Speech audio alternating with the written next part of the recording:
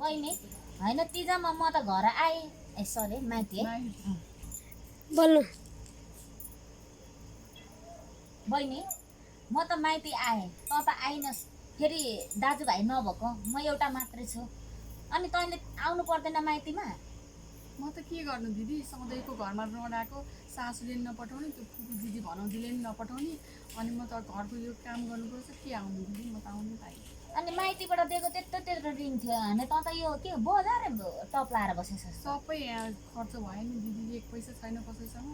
दुःखमा छु दिदी म त अनि यसो ज्वाइँलाई विदेशतिर पठाएको भए हुन्थ्यो नि उहाँलाई पठाएपछि त मलाई मारिहाल्छ नि भूत लाएरै मार्छ कुटेरै मार्छ अनि तेरो सासू त्यस्तो छुची छन् र हेर्दा त सोधी देखाएको त मैले हेर्दा मात्र दिदी मलाई यहाँ रुवाउँछन् दिनकै झगडा हुन्छ राम्रोसँग खानु पाउँदिनँ म दिदी के गर्छस् त तेरो भाग्य नै त्यस्तो रहेछ त्यही भएर मन परेको केटासँग जानु हुँदैन बा आमाले खोजिदिएको केटासँग बिहा गर्नुपर्छ भनेर मैले भनेको दिदी म त त्यसै गर्नुपर्ने छ बेकारै लभ गरेर आएछु कस्तो गर्नु रहेछ नरु अब रुएर के गर्छस् पछि पछुताएर पाउने केही होइन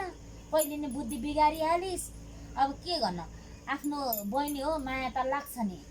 अब बिस्तारै भेनाले फेरि एक लट पैसा पठाएछ भने सानो सानो मुन्द्रा बनाएर दिन्छ फेरि बेचेर खालिस् नि फेरि अब त खाने दिदी म त लाएर बस्छु झन् त्यत्रो दुःख गरी आमा बाउ सबै गरिब छन् जे भए पनि अब म अलिअलि भेनाजुले नि दिनुहुन्छ भनेर जोगाइकन झन् बहिनीलाई बनाएर लगाइदिएर उ गरेँ तैँले यता ज्वाइँलाई सबै बेचेर खुवाइस् होइन घर हेर्नु न यस्तो छ मान्छे त्यस्तै छन् घर त जस्तो सुकै भए पनि बहिनी मान्छेको मन सफा हुनुपर्छ तर यो घरको मान्छेको आनी बानी सबै त्यस्तै छन् कि क्या हो सबैजना एउटै छन् एउटै मुखका छन् तिनीहरू र मेरो बहिनी साह्रै दुःख भयो अब के गर भने एउटा खेल म सिकाइदिन्छु तँलाई के भन्नु मैले सानोमा हेरेछु के सुटुक्क भन्नुपर्छ त्यो कराते खेलाइदिन्छु त कराते खेलेर सासूलाई ट्याब्की डाङ ठोक न गुड अब म त्यही गर्छु त्योभन्दा उपाय अरू चाहिँ छँदैछ नि यो घरलाई ठिक पार्नु त त्यही सिक्नुपर्छ हो मैले पनि पहिले बिहे गरेर जाँदाखेरि कति सोझी बुहारी भनेर सासू र ससुराले धेरै माया गर्थे है पछि कसको कुरा सुनेको नि मलाई त दिनरात कचकच गर्ने दिनरात बेला गर्ने कुट्ने पिट्ने धम्काउने अनि त्यसमा यसो विचार गरेँ हामीलाई सानोमा सिकाएको हतियार भनेको त्यही थियो एक दिन त मलाई रिस उठ्यो मेरो पालो नन्द बहिनीलाई उचालेर ल्याएर चाहिँ सासूको मुहामा मिल्काइदिएँ अनि त्यसपछि चाहिँ सासू हात हाल्न चाहिँ च्याप्पसम्म त हात पक्कै पारेर यता फर्काइदिएँ त्यो दिनदेखि मलाई सासूले यसो गरेर पनि हेर्दैनन् हेर बहिनी अनि दिदी त्यस्तो गर्दाखेरि पुलिस लगाइदियो भने मलाई के को पुलिस नि सोझा उनीहरूले घिउ आउँदैन अनि आफूले पनि कहिलेकाहीँ उनीहरूले गरेको रेकर्ड गरेर राख्नुपर्छ क्या अनि यस्तो यस्तो गरेर मैले पनि दिएँ के गर्नु सोझी मान्छेलाई चलाएपछि त यस्तै हो बाङ्गो हुनु पर्दो रहेछ सर भन्नुपर्छ ठिक भइहाल्छ नि अब म त्यसै गर्छु सबलाई म छोड्दिनँ अब दिदी अनि सोझी भएर हुँदैन भने हान्दाखेरि क्या यस्तो गरेर दिनुपर्छ मच्चै पारेर हो नि होइन सोझो कति हुनु क्या त्यो आइडिया चाहिँ ठिक छ म कराते सिक्छु अब ल अलिअलि सिकेर यिनीहरूलाई ठिक पार्छु अनि सोझो अम्लाले घिउ आउँदैन बहिनी कति गरेर बस्दा म आफै मर्ने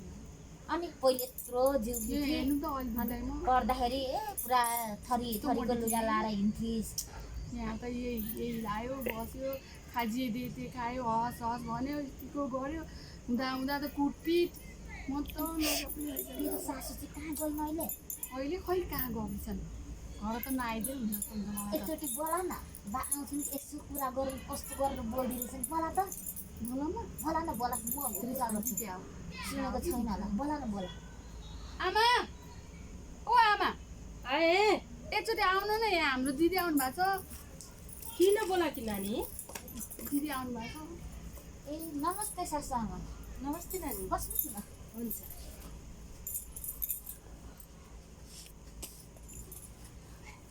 म त बहिनीले नआएको त्यसको लागि ए हो र नानी अब तिजको बेलामा मेरो नि छोरी छैनन् दुईटी नन्दा हुनुहुन्छ अनि एउटा बुहारी थपेकी छिन् अब सबैजना मिलेर यहीँ तिज मनाऊँ भनेर सोचेको अब के पठाउनु र अब हजुर पनि आउनु भएछ यहीँ बसेर मजाले तिज मनाऊँ न हुँदैन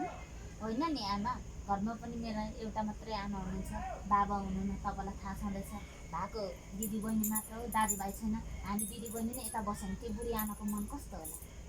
कस्तो पनि हुँदैन नानी। अनि सम्धिनीलाई पनि यतै फोन गरेर बोलाउँला न, अनि सबैजना मिलेर यसपालिको तिज यहीँ रमाइलो मनाउनु हुँदैन? आमाले ठिक भन्नुभयो, त्यसै गरौँ है दिदी। ल त ल नानी, अब आमाले भन्नुहुन्छ भने बोलाउनु पर्ला आमालाई पनि यतै। हुन्छ, यसपालि सबैजना हाम्रै घरमा रमाइलो तिज मनाउनुपर्छ। हस् आमा, हस् है। कहाँबाट सेभ गर्ने यो? खै दिनु त म गर्छु। बिर्सिहाल्यो त हेर।